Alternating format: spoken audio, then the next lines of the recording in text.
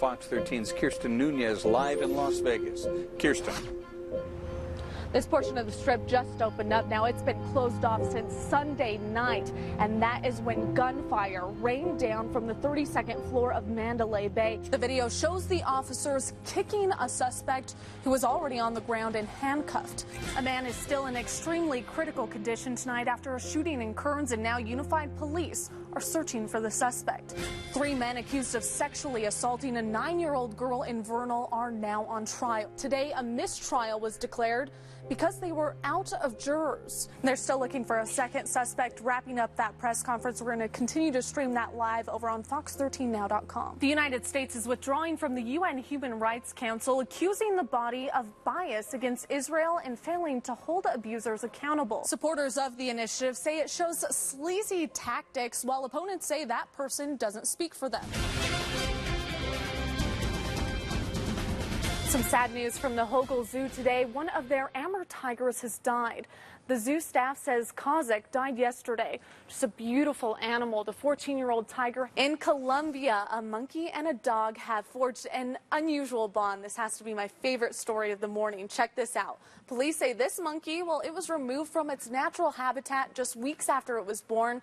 Residents of a Colombian neighborhood gave the monkey to a dog to nurse. And a beautiful weekend, and I saw a lot of people out there riding their bikes, walking their dogs, enjoying this spring-like weather in January. It's nice to get off this roller coaster of weather and have some consistency. That's incredible video, and I also saw a video this morning at the ski resorts of, dare I say the 4-letter word on TV? Yes. No. Yeah, Bob and Hope opening night here, and we have the best seat in the house. Take a look around. We're at the top of the Ferris wheel. We're taking in all the flashing lights, and for me, the motion sickness. Oh my God. That's our Kirsten Nunez. Wow, what a good sport. That has my heart pounding. You guys, check out this view of my office. We're here on top of the Maverick Center building here in downtown. 13 floors. We're about to rappel down. And you might think domestic violence, rappelling, how do these go hand in hand? Well, I have Nora here. She's going to go on this adventure with me. But she's also going to tell us about why this event. It's a challenge to delete one of the most popular social media apps after the announcement of a new feature. A Stansbury family, here's a man inside their garage. Coming up, we'll show you how the homeowner was able to get the suspect to the ground until police got here. There are a lot of tires, some really old, a lot slashed right down the middle.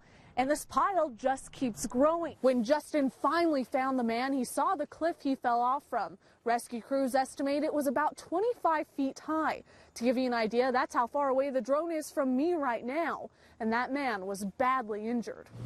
Well, the road here still blocked off as investigators are trying to figure out what happened. We're going to zoom in and give you a closer look at what's going on right now. But within the last hour, police released that the man who was shot tonight has died. Now, we know he was 30 years old, but they're not releasing his name or if he was from this area. Will the Yellowstone caldera erupt sooner than expected? We'll show you how the University of Utah is playing a major role in predicting the eruption of the supervolcano.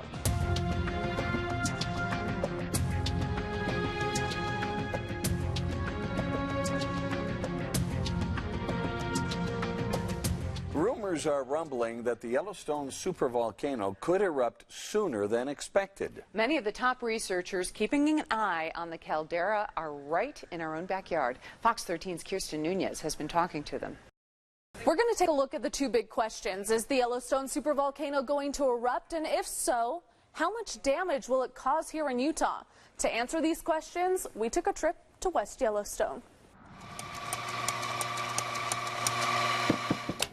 People ask when it's going to go off, if we ever hear anything about it. A charming coffee shop in West Yellowstone. The locals aren't concerned at all. Sits on the edge of the world's largest supervolcano. Remnants of recent super eruptions make Yellowstone National Park extraordinary.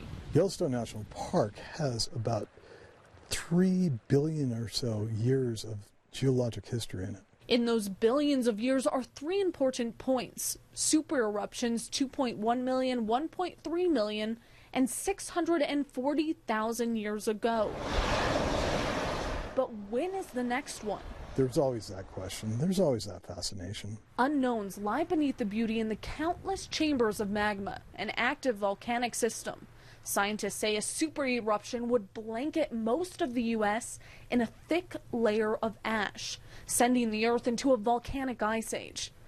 Rumors of that looming possibility started swarming when a swarm of earthquakes shook Yellowstone this summer. We located about 2,800 earthquakes in that swarm. So it's probably, as far as number of earthquakes, it's probably the second largest swarm we've ever recorded in Yellowstone. Nearly 300 miles from the park. These are all Yellowstone seismometers. This is real-time data, so coming in from right to left. Researchers at the University of Utah keep a close eye on the caldera. We have a continuous monitoring network in Yellowstone.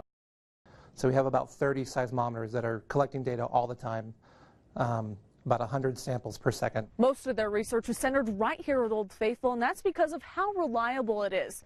A lot of their sensors are buried right in that hillside. And we're constantly locating and finding out how big these earthquakes are, where they're at. And operations seismologists at the U have led since the 80s, working closely with those at the park. Our relationship with the University of Utah Seismic Group and Jamie Farrell in particular and Bob Smith is integral to our work here in monitoring the volcano. The question these researchers hear often, when is the supervolcano going to erupt? The likelihood of this volcano, Yellowstone volcano, erupting in our lifetimes is very, very tiny.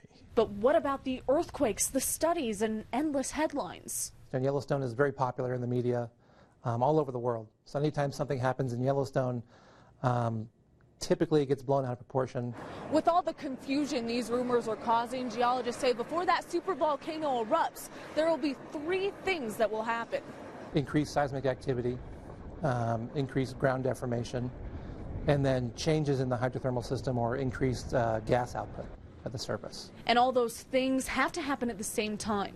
Geologists say we'll have some type of advance warning, but Yellowstone's past doesn't give enough information to guess when or if it could go off. 3 big eruptions is just not enough data to make a statistical call. A lot of unknowns, but not enough to keep Utahns away. I don't worry about it. If it affects us, it affects us, right? I mean, we're all blown up. We're all covered in ash, but I don't worry about it. I don't think it's a concern. Well, can you think of a better place to be if it actually happens? No limping away from that one. While that threat is always there, as for now, the volcano alert level is normal. I am the park geologist. I live and work in the park. I have no plans to leave the park anytime soon. You are safe here. All the experts I spoke with say the natural disaster Utahns should be concerned about is an earthquake. That's far more likely to hit the Wasatch Front sooner than any ash from the Yellowstone supervolcano. In studio, Kirsten Nunez, Fox 13 News, Utah. The teens' families tell me they're confident the bodies found here today are Riley and Breezy's. I spoke with their loved ones this afternoon just after crews pulled their bodies out of that mine. It's the closure we wanted, but it's, it's also obviously an emotional roller coaster. Inside this dark, deep, abandoned mine, a dangerous technical operation to bring out 2 bodies. It was this morning that we got the call, and it was drop everything and go. Questions swirling since December, finally answered with a tragic discovery. We were ready for it. It's just, Still not good. It's still not. You just don't know how you're going to react when it comes. Thursday morning, Riley Powell and Breezy Otterson's family watched as crews dropped inside the 1,800-foot deep mine. It's a big hole. You could drive a semi in it. This area near Eureka is one the missing teens' families searched and scoured for months. And we've searched a lot of country, and then, to find them out that they're this close. It was actually on our list of ones to check. It was actually the first one we were going to check. But because it's on private property, they couldn't. Then when police got a tip, details in the investigation led us to this location. On Tuesday night, investigators used a camera cable to look into the mine, and about 100 feet down, they found 2 bodies on a ledge. Unified Fire Authority rescue teams were called in and spent hours setting up the operation. It wasn't until Wednesday afternoon that it was safe enough for crews to go in. And when they found the bodies, crews showed care and respect bringing them out. But they say it was gruesome. Obviously, at this point, it appears that foul play is involved. We do have some persons of interest. The bodies were loaded into the medical examiner's truck to determine the cause of death and confirm the identities. And while it's not the outcome the family was hoping for, we're fortunate that it's only been the almost 90 days versus some people go missing and they were never found again. So if it is them, it's definitely closure for us. Now their focus is justice. Somebody had something to do with it, and we want to find out who they are. It's gone from searching for Breezy and Riley to justice for Breezy and Riley. The family tells me they hope to hear from the medical examiner by tomorrow. And while police do have persons of interest, no arrests have been made yet, but this investigation is ongoing. And now the Utah County Sheriff's Office is taking the lead. This afternoon, I spoke with a man from St. George. He said he heard about the shooting, then shortly after found out his friend had been shot in the head, and that's when he rushed here. It was pandemonium. It took us hours to actually find her. Nobody could find her because she was listed as John Doe. His friend was one of the thousands of people running for their lives Sunday night as chaos and carnage rained down. But after the barrage of bullets stopped, that chaos continued throughout the morning into crowded hospitals. I've never seen anything like it in my life. The halls were full of people. There were injured people everywhere. After seeing countless people with gaping wounds, he was praying his loved one was still alive, knowing she was shot in the face. Finally, hours later, he found her. It entered in on her cheek and broke her cheek, and then it went out, exited out the back of her neck, going on and just seeing her on the respirator and the breathing machines. It's taken its toll. His Utah friends who were with her at the concert say they lost her after she was shot and fell to the ground. But then, out of the blue, this hero come from nowhere, grabbed her, threw her over his shoulders, and ran through rapid fire. He was being shot at. The bullets were just hitting the ground, and he ran off into and disappeared. This unknown hero was just one of the countless brave souls that night. Thank you.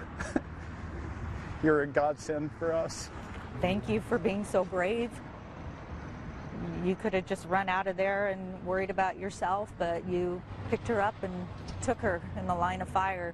Whoever you were, thank you. It was the wings of angels that I think, and it wasn't just him.